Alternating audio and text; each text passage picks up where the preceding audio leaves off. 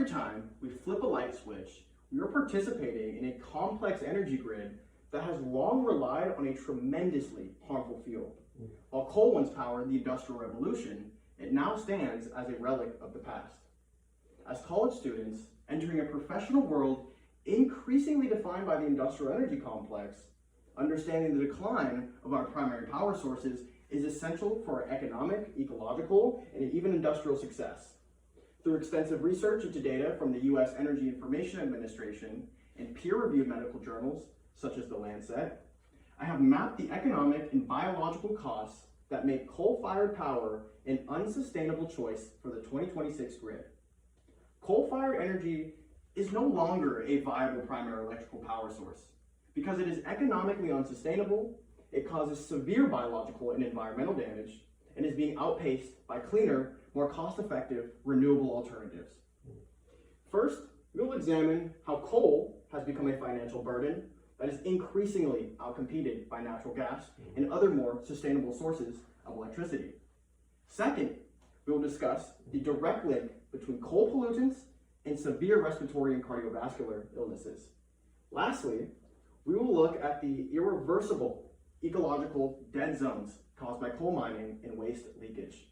To understand why coal is disappearing from our grid, we must first look at the cold, hard numbers of energy economics. Coal-fired energy is economically unsustainable for electricity generation and costs too much for what the modern grid demands.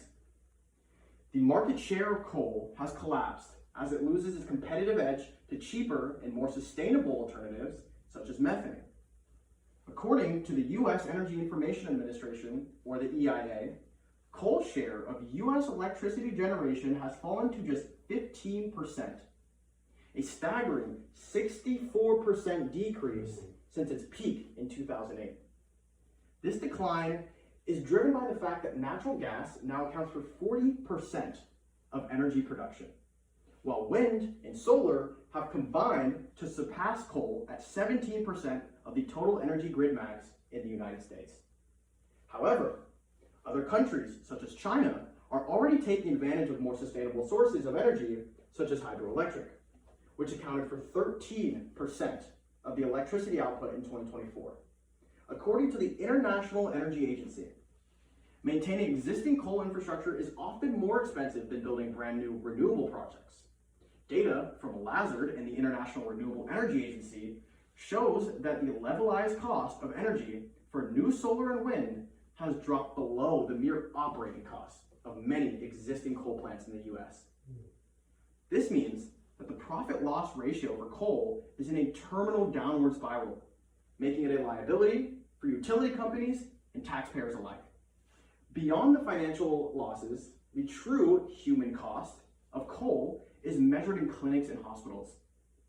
The long-term biological damage from coal-fired power is just too impactful to continue producing this type of energy on a large scale. Coal combustion releases a cocktail of pollutants that directly invade the human respiratory system. Air pollutants logged, such as sulfur dioxide, and particulate matter, such as PM2.5, are linked to chronic bronchitis, aggravated asthma, and even premature death. Modern medical and environmental studies have quantified these links, showing that coal emissions are responsible for nearly 1/3 of global sulfur dioxide. Reducing our reliance on coal has led to immediate measurable improvements in public health, however. The 2025 Lancet Countdown Report links coal pollutants to ischemic heart disease, yet notes that reducing coal production has contributed to a 90% decline in fatal heart attacks in some regions. These findings, supported by the EPA and Stanford Medicine, highlight that moving away from coal is a necessary public health measure. While the air we breathe is at risk, the very groundwater in mining regions are facing a different kind of permanent destruction. Coal mining and waste disposal alike cause irreversible damage to the environment, poisoning local water systems and agriculture, and historic coal mining regions are currently facing a crisis of acid mine drainage, also known as AMD. In Pennsylvania, In West Virginia alone, over 13,700 miles of streams are classified as impaired due to this AMD, or acid mine drainage. For reference, the distance between Washington and Florida across the United States is only 2,800 miles, which reveals the sheer quantity of natural water sources that have been affected by coal mining operations. This drainage causes heavy metals such as arsenic and lead to leak into water systems, local and agricultural, effectively killing off local aquatic life and rendering water unusable for the surrounding wildlife and agricultural systems. Legacy coal production sites create biological dead zones that persist for decades. Reports from Earth Justice and Appalachian Voices highlight that in Wyoming River Basin, dangerous levels of salinity and selenium from strip mining have disrupted biological reproduction, completely halting reproduction for some unlucky species of animals. These dead zones are not just temporary eyesores, they are direct, recorded, measurable symptom of the hazardous processes of coal energy procurement. Having seen the economic, biological, and even ecological wreckage left in coal's wake, it is clear that a transition is not just preferred, but mandatory and necessary for our future.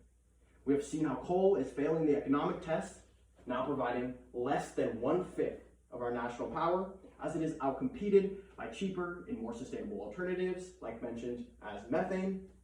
We address the severe health risks, including respiratory disease and heart conditions, including death, documented by the EPA and the Lancet, along with Stanford Medical Program.